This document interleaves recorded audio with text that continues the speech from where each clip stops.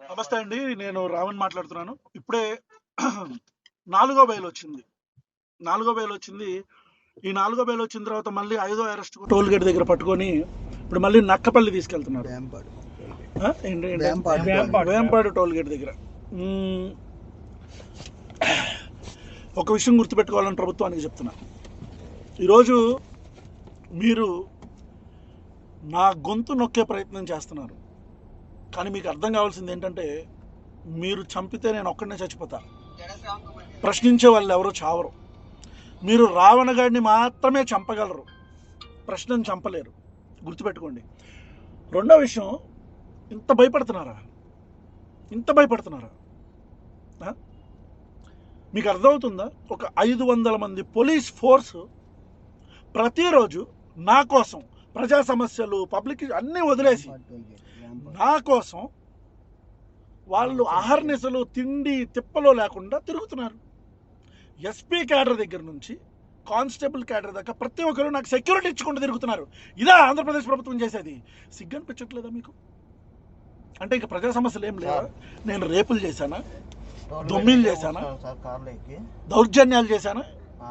పవన్ కళ్యాణ్ అనే వ్యక్తిని ప్రశ్నించడం మాత్రమే నేను చేసిన తప్పు.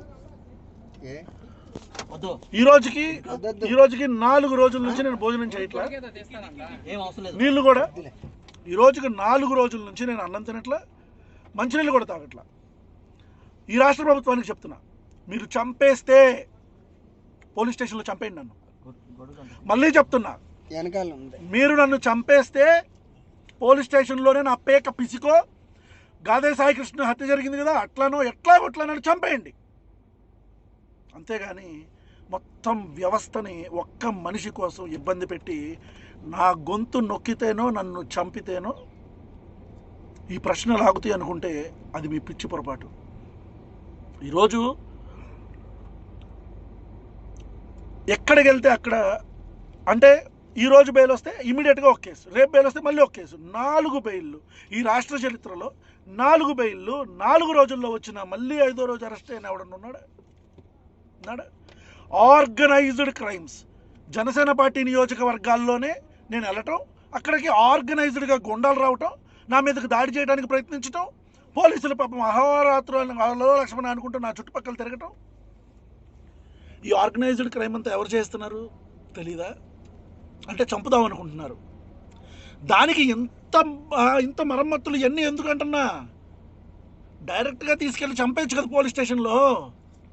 No, I'm asking you, Chandrababu Naidu గారు, నారా లోకేష్ గారు, ఆంధ్రప్రదేశ్ ఉప ముఖ్యమంత్రి, నా అభిమాన నటుడైన శ్రీ పవన్ కళ్యాణ్ గారు, డైరెక్ట్గా పోలీస్ స్టేషన్లో చంపేయచ్చు కదా. చంపేయండి. లేదా ఈ ఆమరణ నిరాహార దీక్ష నేనే కంటిన్యూ చేసి నేనే చచ్చిపోతా. మళ్ళీ చెప్తున్నా, నన్ను పోలీస్ స్టేషన్లోనే చంపండి, లేదా నా అంతటా నేనే ఆమరణ నిరాహార దీక్ష చేసి చచ్చిపోతా.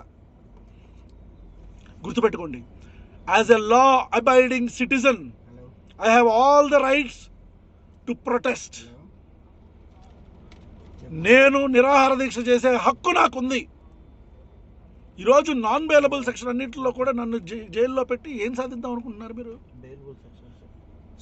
బెయిలబుల్ సెక్షన్స్ అన్నీ. సుగాలి ప్రీతి పాపను చంపితే